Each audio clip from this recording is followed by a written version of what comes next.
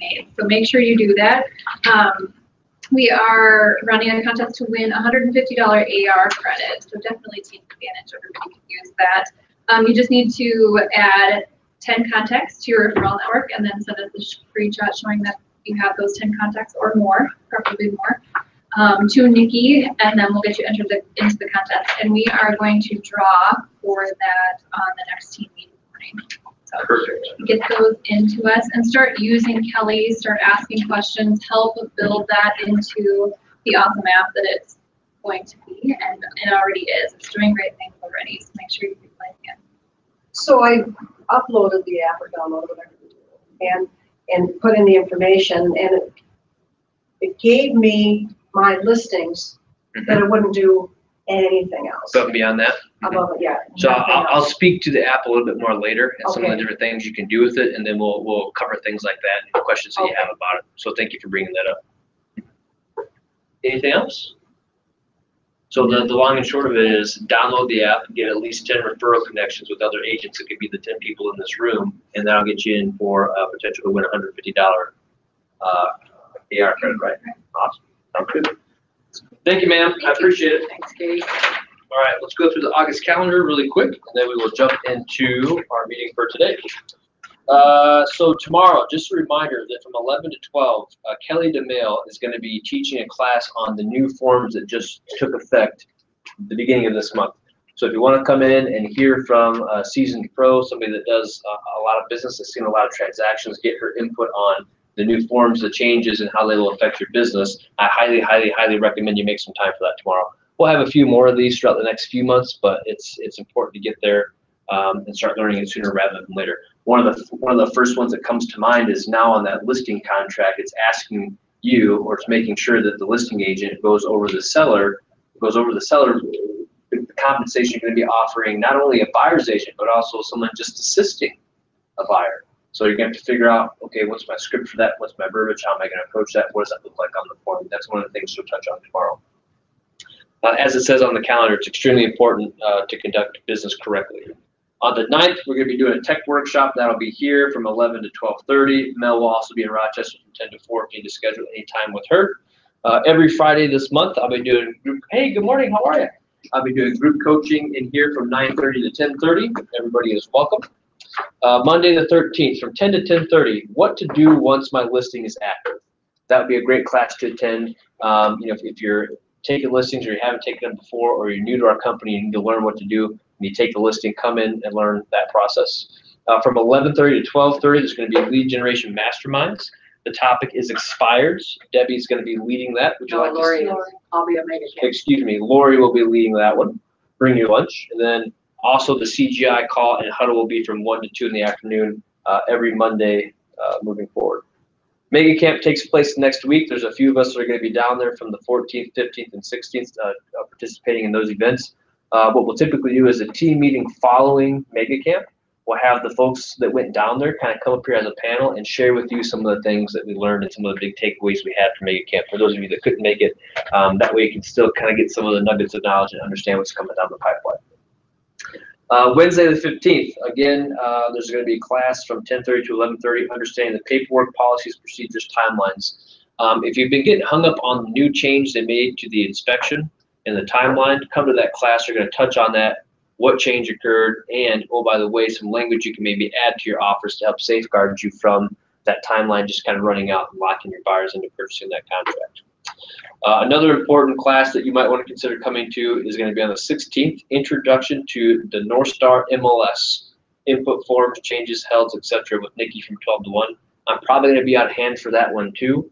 As the association looks at dropping Flex and adopting North Star MLS, we want to make sure that we get you guys acclimated and assimilated to that program well before it launches and becomes your full-time program. It's a great change. It's a phenomenal program. I've been using North Star for years. I've been using Flex since I've been down here. If I had to pick one over the other, I would go with North Star hands down. So it's an exciting change coming down the pipeline for you. We want to make sure that we can get you guys used to it and accustomed to it before it launches. What's the biggest thing that you like better about North Star? For me, it's the ability to search and look for properties. It's just way more conducive, pulling up the details for the property.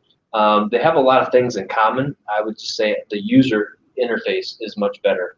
And there are actually a ton of additional kind of add-ons or things that are tied into Flex, or excuse me, into Northstar that aren't part of Flex. Yep. And not only that, we'll be able to see information regarding listings in the Twin Cities and vice versa. If any of you have ever done business up towards Embroda, Cannon Falls, Red Wing, or heading toward Albert Lee, 35, you notice that the associations begin to switch sometimes. Well, if we can get all of them in one, that'll really help everybody, and it's really going to be more beneficial for our clients as a whole. Great question. Okay. Just a reminder about the Kelly contest ending on the 17th, so get your information in on that. Another lead generations mastermind on the 20th from 11:30 to 12:30. Topic is door knocking, led by Miss Michelle Babcock. That'll be a phenomenal one to attend. And then our next team meeting will be on the 21st from 11 to 12 right here. We'll do the drawing for the Kelly app, and AMEC will be providing a lunch and learn. A reminder, ALC members will have our meeting that day following the team meeting from 12:30 to 1:30. Class on dot loop and green sheets on the 23rd, and then another masterminds on the 27th. The topic is really work in your sphere, building those relationships, building a referral and repeat business. I'll be leading that one. So I'd like to think it's going to be pretty good. Highly recommend you come. 28th, personal growth and development series from 11 to 12. Come prepared to learn about and start your living will. Lori Megan's teaching this one. We're trying to add some stuff that's maybe a little bit more relevant to you as a professional and even personally. So learn a little bit about a will, what that means, what that encompasses, and as a business owner, some additional things you might have to take into account and consideration. And again, a tech workshop on the 30th from 11 to 12. Any questions about the items coming up for the remainder of the month? Very good. All right. Can I add one quick thing? Absolutely. The masterminds that's going to be held on Mondays, if you guys have a topic that you'd like to talk about, just let Nikki know, and she'll put it on the September calendar. Be thinking. Yeah. So now we're going to move into our market update. We closed out July. We're in August. We're going to look at the results of what's going on here locally in the market up until the month of July. I'm going to pass these around. One is Rochester specific. One is CMAR as a whole specific. So take one of each. We'll cycle them around this way, and we'll have a conversation about what's going on in the market, what you guys are feeling, and then how we're going to, what scripts and things we need to utilize moving forward with our clients. I'm going to hit the lights here and there just because it's easier to see when I do that. And I'm going to start with CMAR specific statistics. So first, anything I'm talking about are going to be association-wide, not necessarily specific to Rochester. So when we look at a few things like number of listings, listing price, absorption rate, and sold to list ratio. Good morning, how are you? Everybody's excited for the class you're teaching on the Oh, goody. You are too. Still trying to figure it out. Here are a few things. So, Mr. Bruce, how do you? Don't worry. You can pay for it in peanut butter pretzels later. Okay, and M&M's. Yeah, there you go. There are two graphs I want to hone in on specifically. When we look at the absorption rate and we look at the, hang on, I still got it on the Rochester one.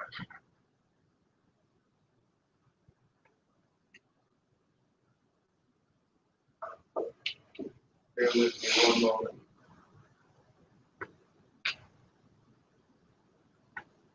This is how you see those statistics.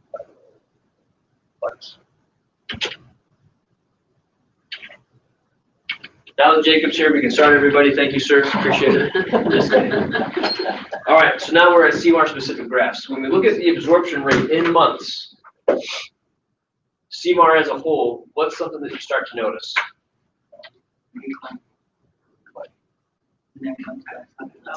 Yeah, what are we seeing right now?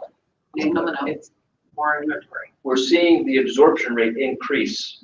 During what time, what kind of a season is this for us typically? Good season. Fairly busy, right? It's usually a fairly busy season, meaning we typically have a lot of home selling and a lot of turnover. You would think that sometimes you would maybe see the absorption rate go down, but instead we're seeing it begin to steadily increase. Remember last month we talked about, hey, for the first time in a long time, we've seen an uptick in absorption rate in June, which is a phenomenally busy month. And we talked about, hey, this might be an indication that the market is softening or maybe moving more toward a balanced normal market. And we said, let's see what happens in the next few months. Well, great. Here's what we're seeing a trend right now. Here we are, another busy month. July's closed out, and our absorption rate has ticked up again slightly.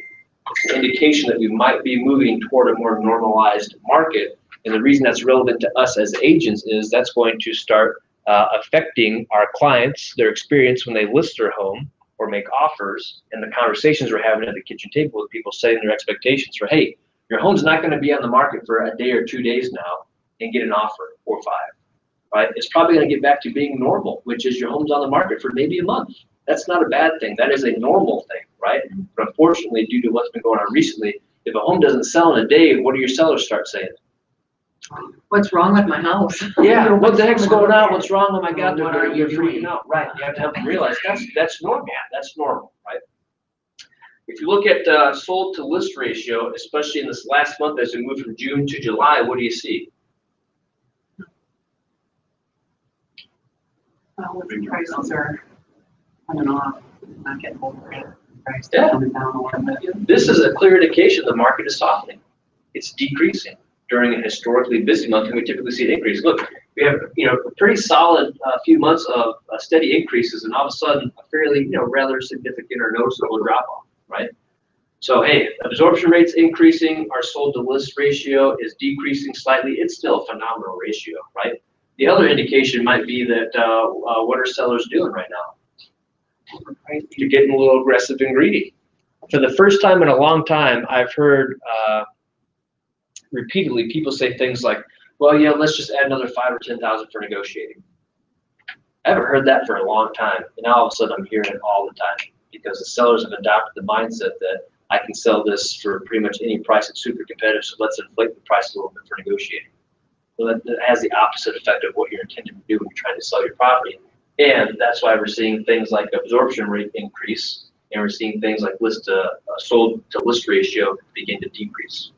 But the biggest takeaway is this: we've talked for a while about how there might be a shift or a change coming in the market. And a lot of people have heard, they just use the word shift, and they kind of panic a little bit and say, oh my gosh, that's terrible. What we need to understand is we are shifting back to normal, hopefully. We're shifting back to a normal, more balanced market, which is a good thing. It means you're not running around at 9 and 10 o'clock at night trying to get an offer submitted because you're trying to beat out 5 other buyers, right? And same with sellers. You're not getting a high invest scenario where you have 10 or 12 people coming in with offers $30,000 over asking price, and you're looking at it saying, there's no way this is going to appraise. We're setting ourselves up for failure, right?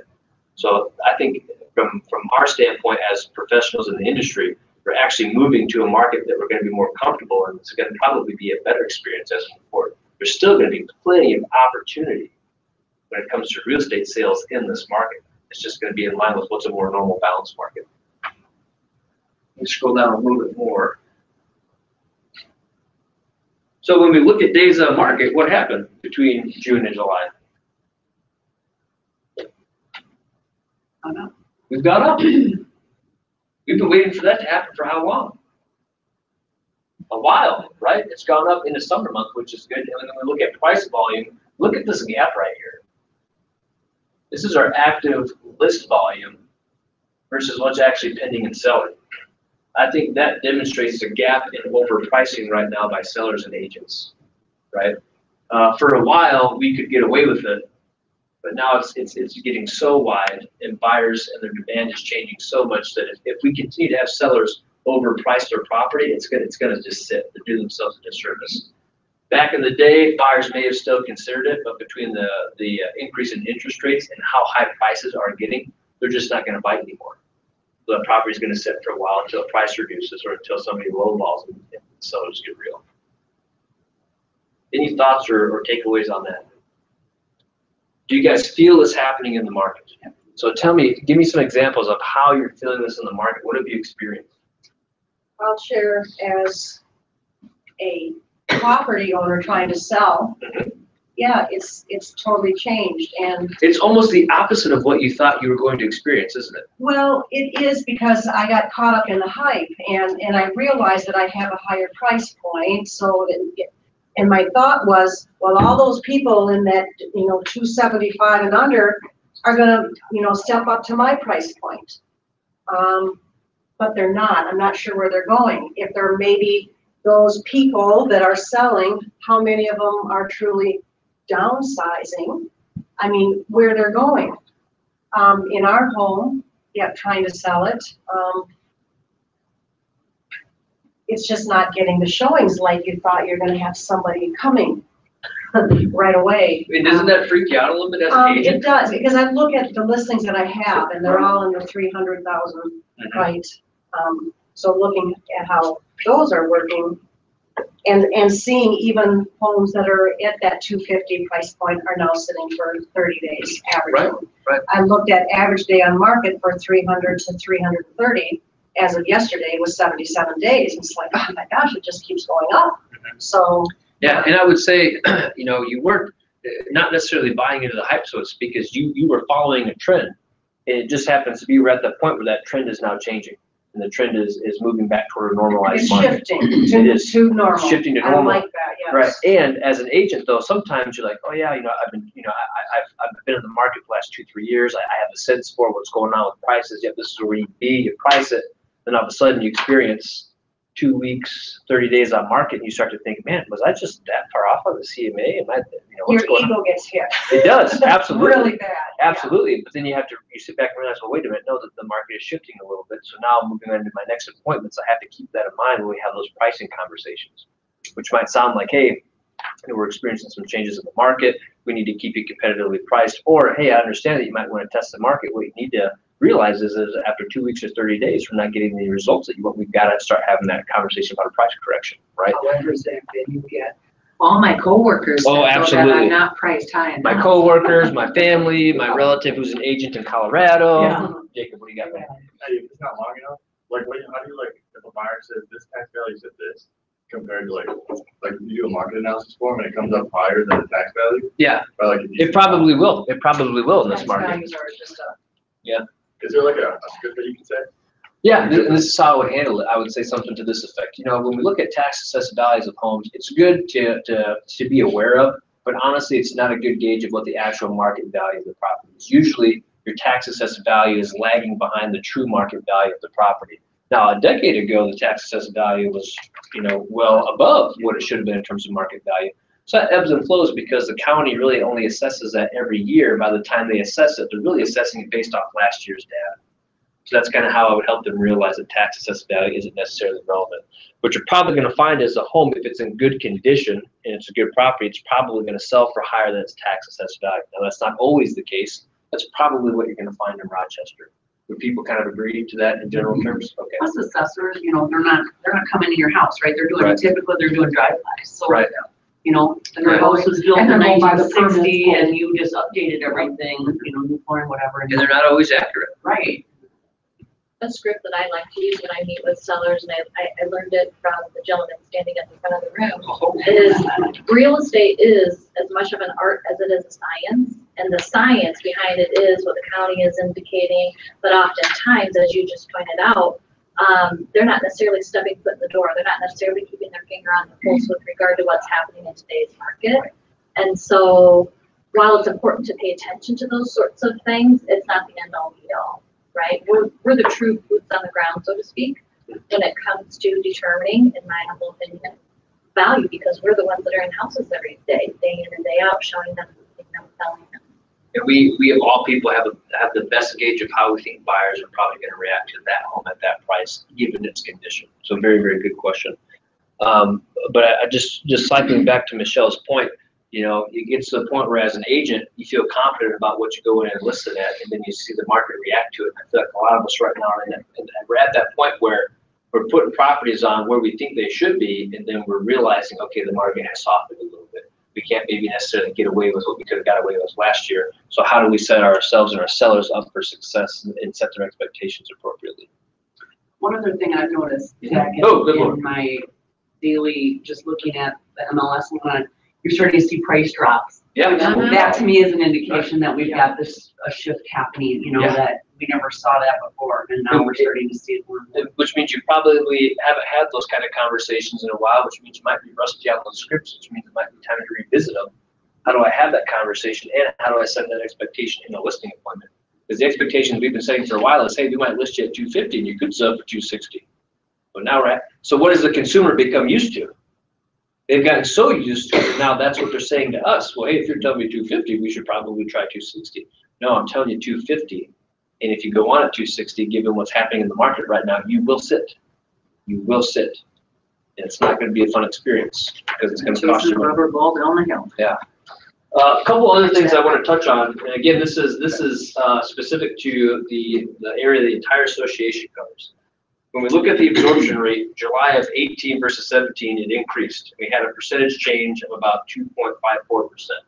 We look overall year to date, we're still down as a whole, but in July, and the same was true of last month, we had an uptick in the absorption rate. So it would appear to me that might be the direction we're heading in terms of absorption. By the way, balanced absorption rate, we like to have it between what and what? 7 and 8.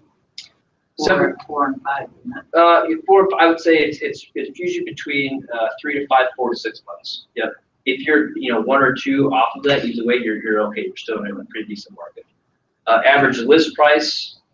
I like to look at the median list price more than the average. Median list price is up 13.7. That's a sign of people getting aggressive with their list prices. Median sale price, 9.5% increase year over year. Then we look at average days on market as a whole, down 6.25 versus month over month, up 15%. I mean, that's actually fairly significant. We're up from 46 to 53. Doesn't seem like a lot, but we're talking, a month and a half to close to 2 months in terms of days on market when you look at the average. And our median is still a little bit of a decrease. So again, we're getting some indications here that we really have to have a great conversation when we're pricing properties, and we have to make sure that when we're looking at our absorption rate, we're understanding what direction the market is sort of heading as of right now. It'll be interesting to see how the winter months impact this as well. So let's look at sold listings and pending listings. In a nutshell, sold percentage change year to date, we're down 5.3%. Pending, we're down 4.5%. If we scroll down to actives and new listings, we're down 4.6% on actives, and we're down 3.3% on new listings. So here's what I say: if we're down, that's kind of why we're feeling that pinch still. But at the same time, we're used to seeing these be down by double digits, if not close to double digits, right? So now we're kind of maybe moving in the direction of not always being negative in these categories. The other thing I would encourage you to do is when you look at these 4 charts and you look at where the numbers are negative in terms of the percentage change versus positive, in every single one of these, you can identify what price points are the pinch point. It's from basically 0 to 180,000. If you have anybody out there looking for a property and their budget is 180,000 or less, good luck. You might want to refer them to somebody else that has more time. You know what I mean? But here, and Jacob just raised his hand. He'll take that referral. And here's why. It's not like these properties disappeared overnight. Why do you think we have a huge decrease here and an increase by double digits in several categories in these other price points? Everybody's moving their price up. It's because the home last year that would sell for 180 is now selling for what? 210. The home, just the value of it went up, so it moved price brackets. That's why we're seeing a decrease. Yeah, we have an inventory issue, but also the other thing is homes that would have been in this inventory have shifted into the next bracket of inventory, right? And that's going to continue to happen as we see home values increase, right? As homes become more and more, as they increase in value over time, you're just going to have fewer homes selling these price points, right? Because they just don't exist anymore. So that's a conversation you have with your buyers. Hey, let me give you a quick, let me spin you up on the market here real quick. Let me be your local economist of choice and tell you what's going on. Right now, we're getting pinched at these price points because all these homes are appreciating in value. So right now, if affordability is a concern of yours and you're thinking about buying this year versus next year, the market stats would tell you, not me as a salesperson trying to just sell you on something, the market would tell you now's the time to buy because rates and prices are only going to continue to go up, which means more and more of these homes are going to be near impossible to find. And they're going to be in this bracket by this time next year. So let's figure out for you, what's the best? Do we pull the trigger now and get your property, or do we wait it out and potentially pay more at a higher interest rate, or just have way less inventory to choose from? How many of you had any buyers that you carried over from last year into this year? Anybody? What's their experience been? Did they look at homes at all last year? It was just we couldn't find, Right. we were losing out on multiple offers. Right. So what has their experience been if they take what they were doing last year compared to this year? And it might not be the answer I'm looking for. I'm just curious. Well, I have since sold them something, but Right. carried over from last year. It was just, we just couldn't find anything, and the ones we did find We just were up against multiple, they just couldn't wrap their brain around having to offer $10,000 or $15,000 over asking price. You know, and then when they got it, Yep. you know, it's kind of like, okay, we're on offer 10 or 12, you know, Right. whatever. Was the home that they ended up buying this year pretty comparable to the homes that they were looking at last year? Maybe up a little bit in price, but Okay. you know, not much. Right. Yeah. So that would be a, you know, indication of, you know, if you want the same kind of home that you're looking at this year, but you wait till next year to buy, you're probably going to have to pay a little bit more for it. But the good news is if the market continues to soften and shift back to more balanced market, hopefully we'll have less and less of those hyper competitive situations. So to me, it's very interesting to look at those two price points because I'm like, man, like we're talking down 30%, 20%, 16, 22, 17, down massive percentages. Then we come over here, up 11, 9, 6, 8, 10, 17. You know, some of that is new construction, right? But the other part of it is these homes, they're being priced out of those lower brackets and then moving in to the more expensive brackets. Okay, let's see. That's what I wanted to talk about on that one. So now we're going to look at Rochester specific.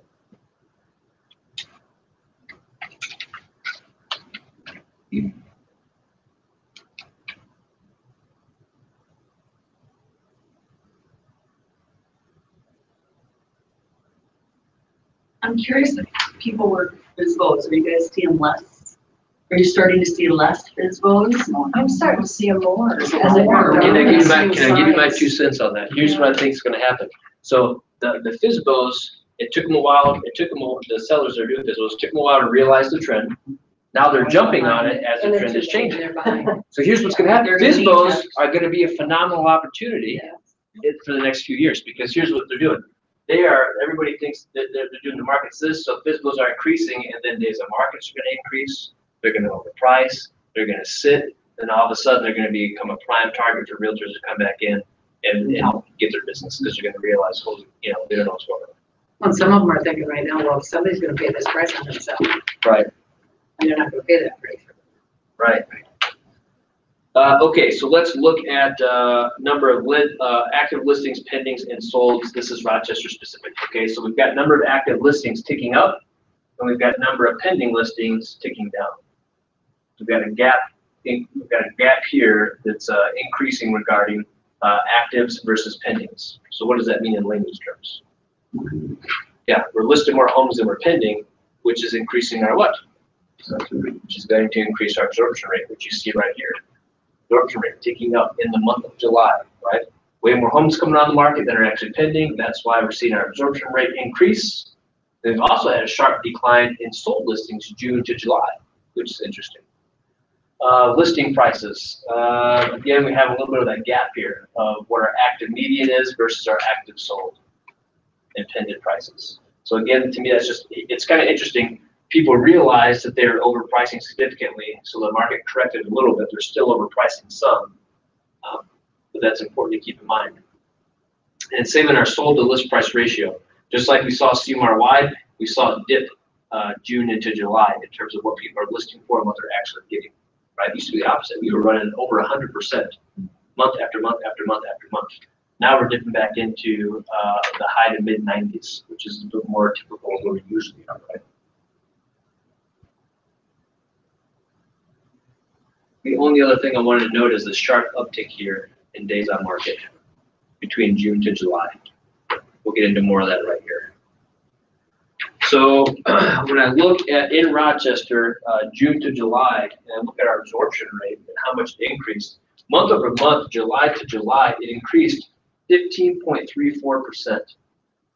Not quite, but you know, I'd say maybe 2 weeks worth, maybe even 3 weeks worth of an increase in the absorption rate. That's month over month. Year over year, this has been the most dramatic increase in absorption rate we've seen, almost 6% increase in absorption year to date. Getting us closer to a 2-month total, right? Which is why we feel them sitting a little longer. Median list price up 3.78%. We've been used to that being in the double digits month after month. Now we're down almost at 4%, which, oh, by the way, what's a healthy percentage increase year over year when it comes to home values? 3 to 5%. That's the first time we've been anywhere near normal in terms of our median list price. In terms of if we're looking at it from a valuation standpoint, year to date 6.8%. Again, less increases than we've been seeing month over month. Median sale price again at 6.8. That one actually is still a pretty large double-digit increase month over month for July, but for the year we're trending a little bit less than what we've seen in the past. And then when I look at average days on market and median days on market, look what's going on. July 17, it was 33. This July, it was 49, for an increase of 48.48% in your average days on market. This July versus last July. Median days on market, also an increase, less dramatic, but from 16 to 19, an increase of 18.75%. When we look year to date, it's not as dramatic, but it's still almost a 7% increase in your average days on market, and then your median kind of balances out, so it's still down a little bit. But when you look at the actual numbers, it's only a couple of days, right? That's pretty substantial. If this July felt different than last July, that's why. Homes are sitting longer. It's a proven fact it's happening. Last month was, hey, we could feel it happening. We felt it in our guts. We thought it was playing out. We saw a slight indication. The numbers from July are now proving that we might be trending that way. If they come out to be the same in August, it's definitely kind of a foregone conclusion. That's the route we're going, right? Oh, by the way, we're supposed to get 2 more whats by the end of the year. Rate hikes. Rate hikes, right? Rate hikes. That's going to continue to impact the numbers and the trend that we're seeing, right? It all affects what's going on in the market. And the reason why I spend so much time talking about it, and I know it seems weird in these meetings to talk about numbers in the market, but here's the deal. Gary Keller tells you to be the local economist of choice. We can have these kind of conversations with your clients, buyers and sellers across when you're sitting across from them, and nobody else can. Who do you think they're going to trust and hire? The person that knows what it is they're talking about and can give them great advice from an expert's standpoint regarding how they should price their property or how they should be conducting their home search. And showing them these charts, now it's not your opinion, right? Absolutely. It's here are the facts. Look, and you can see what's happening. Now you tell me what you see, you know, and that's a script I would use all the time, because I for the last few years I've been telling people today's the best time to buy a home. Next best day will be tomorrow. The next best day will be tomorrow, because interest rates and prices are only going to continue to go up, right? So what I would often tell people is, hey, this isn't me trying to be salesy with you. This isn't Zach the realtor trying to convince you to buy or sell a property, right? That's not my job. What I'm doing is I'm interpreting what the market statistics are telling you. So if you can fall back on this as an agent and say, hey, this is what the market is doing. This is the proof to what I'm telling you and why I'm, maybe making these suggestions. They're no longer viewing you as just a salesperson trying to convince them to do something. You're that expert that's providing education and advice as to the market, so they can ultimately make the best decision for them that they want to make, right? Okay, a little bit more of the same. When we look at sold listings, we're only down 3.2%. That used to be a double-digit number pretty regularly. Pending listings were down 4.4%. Here's an interesting one. We've been waiting for this for a long time. Active listings are only down 1.3%. That's huge, right? For the first time in probably close to 3 years, we might not be running negative in terms of total active listings in the future. Inventory has shrunk year after year after year. I'll stop at 3 years, right? It's probably been about 3 years we've had a steady shrinking of inventory. This is an indication that we might be bottoming out and about ready to head back into positive territory in terms of our active inventory. So this might be us bottoming out, really it's kind of topping out in terms of the market that we're in, and then moving back into a normal market, right? So that's interesting. This will be a number to keep our eye on. And the reason that that's decreasing it goes neck and neck or in line with what other number we've been talking about. Absorption rate, days on market, right? Because when we increase our absorption rate, we increase our days on market, that means we have more inventory that we're carrying, which will continue to have this percentage shrink and ultimately turn positive, because we'll have more inventory. New listings down 0.5%. Great. Hopefully that means we've got more people listing their properties. That's kind of what that's an indicator of. Why do you think people are more apt to list properties right now? Market's been so good. Because the prices have gotten so high. They have finally said, holy crap, I can get this much for my home, or they convince themselves, holy crap, I can get this much for my home. Why not list it? right? Which leads to the increase in inventory, which leads to the increase in days on market and absorption rate, right? Which pushes us back toward a more balanced market. Okay, all of that to say, what are your thoughts, your ahas? How do you think that applies to us in our practical day-to-day operations as realtors? No right or wrong answers, it's very much a discussion. I think it's just what you said, you know, your conversations have to be different, you have to start setting different expectations or having those conversations with your clients about the changes so that they start to understand their expectations need to adjust a lot. Absolutely. Who else?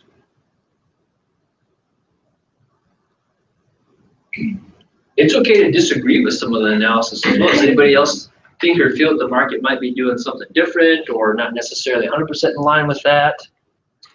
I'll share that I believe this is what the market's doing. I think there'll be an uptick after school has started and things are back to normal, and so October. The mad rush between school starting and the holidays. I'm really interested to see how it continues to play out as we hit really the first quarter of next year, which is traditionally, you know, that cold winter month spell for us where we see some things go on in the market. So if we see some interesting stats there, it'll be interesting to see how we interpret that, what that might mean the market's doing. At the rate we're going, we could go into fourth quarter and first quarter of next year with a pretty sizable inventory, right? Because demand typically decreases a little bit from buyers during that time of year. And if homes didn't sell and they stay on the market and they carry into fourth and first quarter, we might have more inventory than we've typically seen fourth and first quarter, right? Which will continue to lean toward us balancing out the market. But at the same time, from a seller standpoint, you want to say, here's the deal. What I think is going to happen is I think toward the end of this year and the beginning of next year, we're going to have more inventory than we've typically had. What might you then counsel sellers to do right now who are thinking, should we list now or later? Now's the time to list. I think this is a perfect storm to have a hell of an end of the year. Absolutely. I mean, honestly, like you've got the ammunition for your buyers with the potential rate hikes and the more inventory, get out there, let's go now. And same with sellers, get it listed now because we may not have, as great of an opportunity after the first year. So you could really have a great finish at the rate price. Yeah. Right. Yeah. Anything else? This is CMAR. Yep, that one's CMAR specific. Does anybody have any extra Rochester ones floating around? Otherwise, I'll print one off afterward. Yep.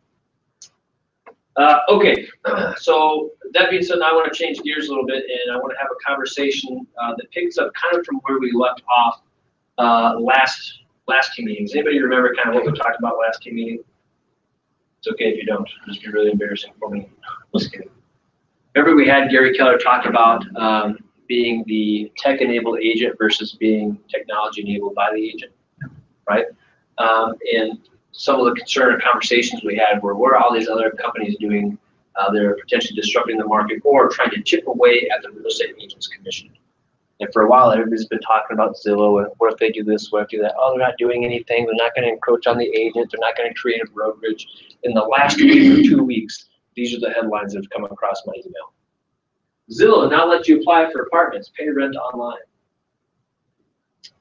Zillow to acquire Mortgage Lenders of America, streamline buying through Zillow offers. This morning's. Zillow gets broker's license in Arizona. They said year after year, no, we're not going to become a brokerage. No, we're not going to become a brokerage. And I'm not saying this to freak you out, right? The reason I'm sharing this with you is there are a lot of changes that are taking place in the market. A lot of them are centered around technology and technological platforms. And the reason that Gary is so fired up about winning the battle when it comes to technology is he knows they're going to be going toe-to-toe with these guys. And the whole thing that drives their model is they look at the agent's 6 or 7% commission and they think to themselves, how much of that, how many of those percentage points can we steal and suck up as a company? And Gary says 0. None. And here's how we're going to combat that. We're going to combat it through throwing $1 billion into technology that we develop on our own. We're going to combat it by having things like the Kelly app, which is going to streamline stuff and save you thousands of dollars as an agent annually. And oh, by the way, we're going to do it by bringing another value tool to you, which is called Keller Mortgage. I'm going to talk about that a little bit more in the meeting. because we've all heard Keller Mortgage thrown around a little bit, and it's kind of like, okay, I've heard about it, it's interesting, okay, we'll see, you know, what happens when it gets rolled out. Well, I've learned a lot more about it over the last week, and it's very interesting, it's very intriguing, and I think as we try to arm ourselves with more tools to combat the competitive landscape and to add more value to our clients, it's going to be a pretty phenomenal tool to consider. Now, that's not to say that, you know, Sally and Amic or any of the other lenders have no place in our industry anymore. They still do. Our clients need options. But I think also as realtors, it's smart to educate ourselves about this option as well.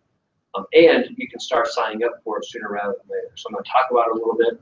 We're going to watch a video that kind of explains some of the value add of Keller Mortgage, and we'll kind of go from there. Is that all right? Yep. All right, very good.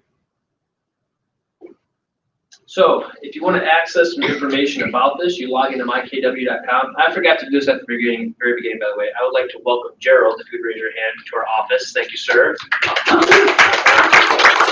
Comes to us from Coldwell Banker Burnett. He's probably sitting here like, what is going on right now? What are these guys even talking about? Log in. I'm just teasing you. So pretty soon you'll be able to log in and access this, Gerald. So basically, log into your MyKW, go to Education, click that tab. This will take you to KW Connect. Once you're in KW Connect, if you hover over resources, there's a whole portion in here that talks about Keller Mortgage. And it gives you tools, FAQs, success stories, marketing tools, scripts you can utilize, how to brand and share your app, etc. A bunch of stuff that might be helpful for you in terms of how you basically, here's why Keller Mortgage exists. Keller Mortgage doesn't exist so Gary Keller can make more money, right? If you're like me, I was like, okay, I see where this is going. Keller Williams, Keller Mortgage, great, another revenue opportunity for the company. That's awesome. No, what you'll learn about the video is it's really, the focus is not generating revenue. The focus is giving you a tool to make you that much more valuable to lock down clients and be highly competitive, right? And to save your clients money. So that being said, if you'd like to, by going here, you can click on this tab that says Join the Lab. And you yourself can join and get access to Keller Mortgage on your KW app, and I'll show you that in just a minute. So anybody can do this. You go here, you can join lab, go to the sign up, confirm all this fun stuff, check this box. Let's see. Okay, I've already signed up, so now the system knows I'm already in. But anyway, when you sign up here, it's gonna request that you watch a series of 3 videos. The videos are going to explain to you some of the added benefits to Keller Mortgage. Has anybody watched these videos already or signed up yet? Okay. A couple of things are things like, you know, no lender origination fee, $1,000 toward closing costs, things like that. I mean, it's saving people thousands of dollars. By the time you register and work your way through this, 12 hours from then, you will see a change on your KW app. Not your Kelly app, but your KW Home Search IDX app. And from then on, when you open up your app, in the bottom right corner, you're going to have a Keller Mortgage button that you can utilize to click. Oh, by the way, this will make Jim happy. It's got the affiliated business disclosure right then and there for you and your clients to see as soon as you open it up. Click I accept. It says the 0+ Keller Williams Mortgage, 0 closing credit plus a low rate. So you can do it all right here from your app fairly quickly. What I like about it is this will actually force me to put my app in the hands of my clients and make sure they download it on their phone. If your clients have to use your app to do the mortgage application or pre-approval process, I'm going to guess that means a lot more of your clients are actually going to have your app on their phone, right? I got a lot of clients, not many of them have my app on their phone. But if this becomes a part of that process, and this happens at the initial consultation, you're gonna all of a sudden your app's gonna be on their phones, and moving forward throughout the years, they're gonna be using your app to search for properties. You're gonna have access to that information. They're gonna be able to click and submit questions to you. Yes, sir. Sorry. That's okay. You should be. No, that's it. So are you able to use that right away? If you Like go, with your clients? yes, you can. So that they are licensed in Minnesota. You can start implementing this and using it in your business as soon as you sign up and you get them. You don't even have to have it on your app to use it. But it would be nice to do that because then you're officially in the system. So from there, they fill it out. You can refinance with it. You can use it to buy. And oh, by the way, it's available to anybody that's working with a Keller Williams agent, has worked with a Keller Williams agent, or is buying the property listed by a Keller Williams agent.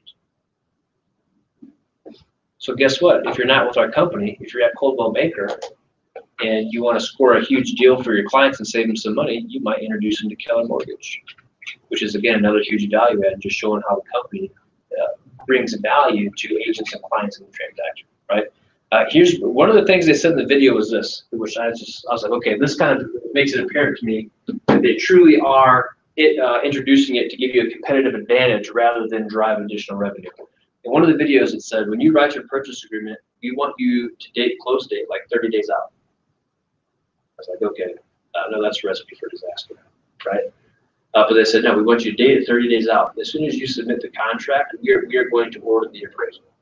Right? Well, if you've been doing this long enough, everybody knows, well, let's get through the home inspection before we order the appraisal. Because if we order the appraisal and then have the home inspection and cancel, what's going to happen? Your client's going to be out the money for the appraisal, right? So it's important for us to time it appropriately. This is what they say in the video. Here's what we want you to do. Submit it and order the appraisal. If the transaction cancels, Keller Mortgage will eat the cost of the appraisal. I believe I literally said, what? When I read that, or when I heard that in the video.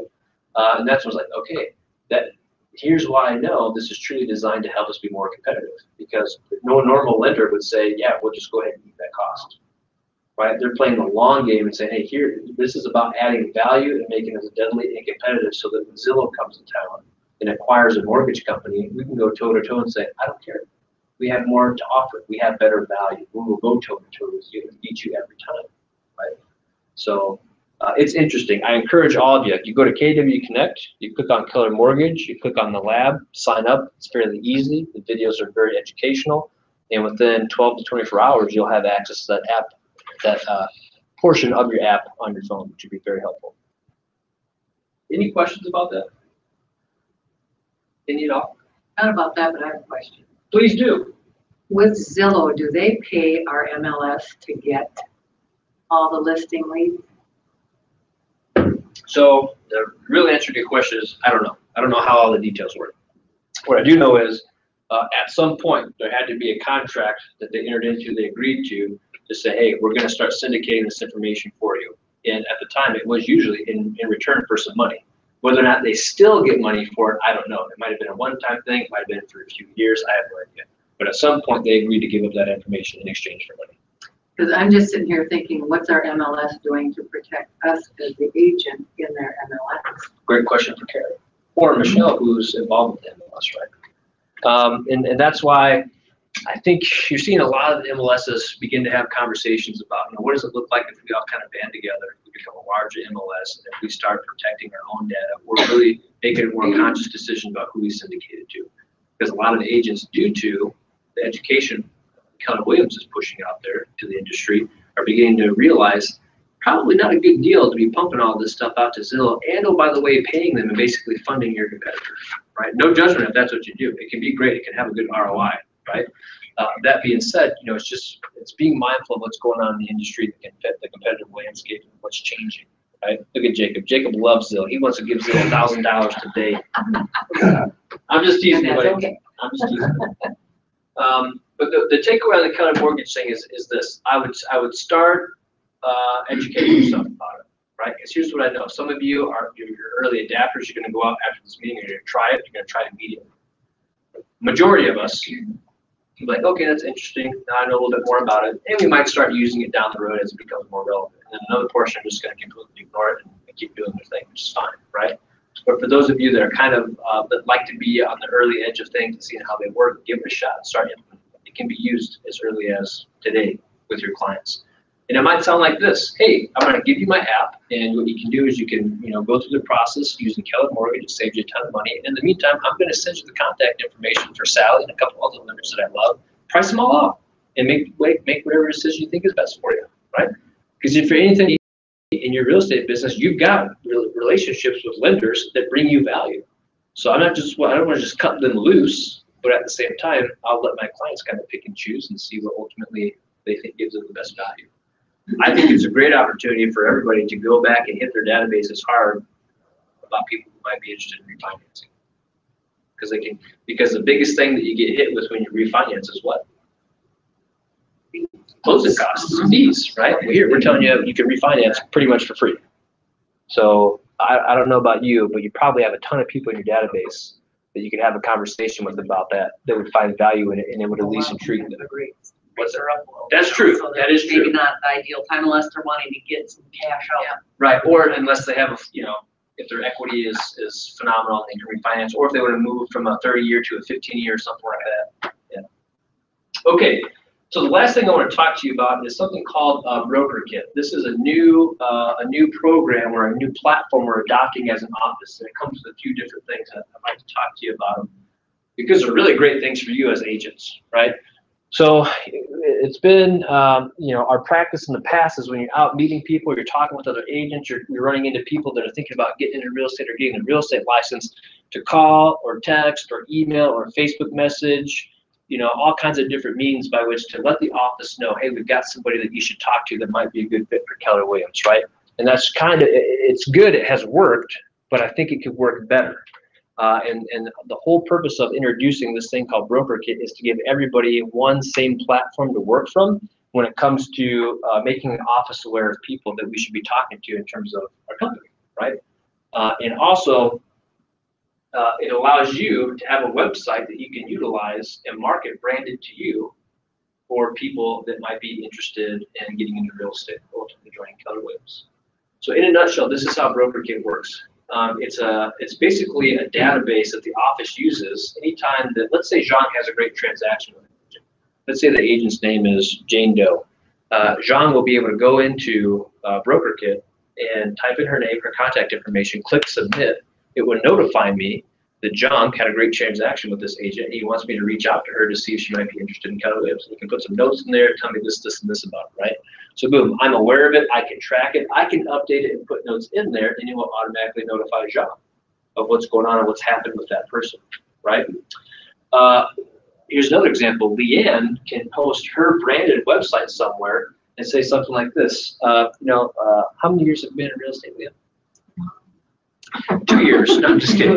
She could say, celebrated, my 10th year in real estate. Super excited. It's been a phenomenal career. I've just enjoyed it so much. Working with clients brings me so much joy.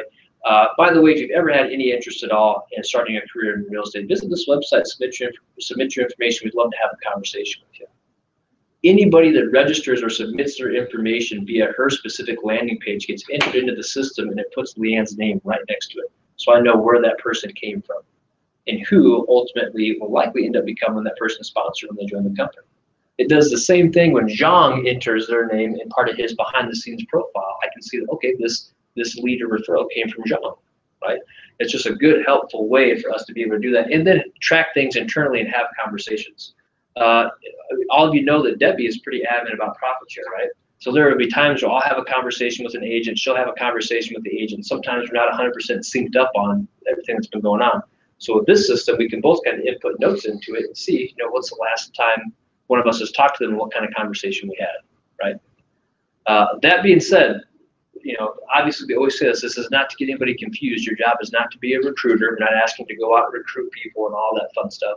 It's just another tool that if and when you have a good conversation with somebody or you want to market the opportunity to get into real estate, you've got a tool that you can do that with. It streamlines it, makes it easier, brings some organization and some clarity to the process as well. And I'm just gonna add, Zach. Yeah. It's unfair not to share what this company has. Absolutely. Offer other people. Absolutely. This is what the behind the scenes thing looks like. So this week we're gonna actually kick it live so you'll all get emails that say, hey, welcome to BrokerKit. You can set up your login information to go ahead and start accessing your own behind the scenes. So this is an example of somebody that Jody Moroshik sent me. His name is Bruce. I put in there, this came via Jody. I've met with him. He's a nice guy, looking to make a career change, planning to submit for his license in July. He hasn't quite passed the test yet, so that's extended a little bit. Continue to check in. I have a lot of phone calls and all that kind of fun stuff in there. And you can see I've got the referrer identified as Jody Moroshik in the system just because that kind of helps. The cool thing too is on the back end, Gerald, you're actually going to be one of our guinea pigs on this. Yeah, we can switch it over to the two. Once somebody joins our company, Katie, Nikki, and myself have the ability to walk them through an onboarding process and track them through onboarding behind the scenes as well. And we can do the same with everybody in here. We can mass email and text the office about training events and stuff like that. So this is a platform or a tool you're going to see us begin to use more and more. I wanted to introduce it to you so that if and when you started getting emails about it, you actually knew what it was and how you could potentially use it. So we'll do some trainings and stuff on it moving forward, but just for now, when we launch it, to kind of make it available to you, just play around in it, look at it, familiarize yourself with it, know it's going to be a good tool we'll use moving forward. Any questions about that? I think that's brilliant. Well, thanks, Bruce. I wish I could take credit for it. I'm just kidding. It's a good program. I know in other offices they've used something similar. It's typically been called Recruiting Bridge, but this is a much better all-encompassing program, and the user face on the back end is way better. We've had experience using Recruiting Bridge. What do you think of this one versus that one? So many more capabilities. The user. Okay. Other than that, we're at about time. I think I'm about ready to finish maybe a minute or two early, which never happens. Anything else? Any questions? Oh, I do want to say this. So we put the coming soon and the buyer needs boards out there. Please use them. I know Melissa put one up and 30 seconds later took it down because you sold it that fast. No, it's not sold. It's not sold yet? It's not sold, but I put it up and I took Okay. it down because it was on the MLS then. Sounds Coming good. soon. Those boards are for you as the agents to utilize. We're not gonna, that doesn't involve the office doing anything. That's you putting your coming soon and your buyer needs on there just for you guys to give a little more visibility to them. I've heard that from a lot of people, that you guys wanted that. Leanne kept saying, when's it coming, so we got it up there so that everybody has the ability to utilize it. Yes? Speaking of that, do we have any rules or regs as far as the coming soon that we have to worry about? Like internal to the office? Yeah, that information that, just coincides with the MLS and what we're Mhm. allowed to do as far as, that we have to worry about when we put it up there. Sure. Anything in particular that you're, in your No, I experience, mean, I you just kind know of touched? the pre-marketing capability through the MLS is 2 days prior to it hitting the, Right. the MLS. Yeah. Does that not necessarily affect us internally? We just can't Yeah. go out and advertise it more than 2 days per the MLS, but internally, are we good if it's coming in a couple of weeks to throw it up there? Or? The way that you described it, I would say yes. I would think of it more so as you're giving everybody in the office a heads up. Hey, just a heads up, I've got this one coming down the pipeline if you have any interest. It's gonna go live on this date. Whether or not you guys have a conversation and there's a showing ahead of time, that's a whole nother story that you guys would have to talk about. So if it comes like social media and email blasts, I would say, abide by the MLS restrictions that you have to. But in terms of having a conversation as often as you can say, FYI, next week I've got this one coming up, just want to make you aware of it. Yeah. Thank you for that question. Anything else? All right, I appreciate it. Thanks, everybody. Have a good day.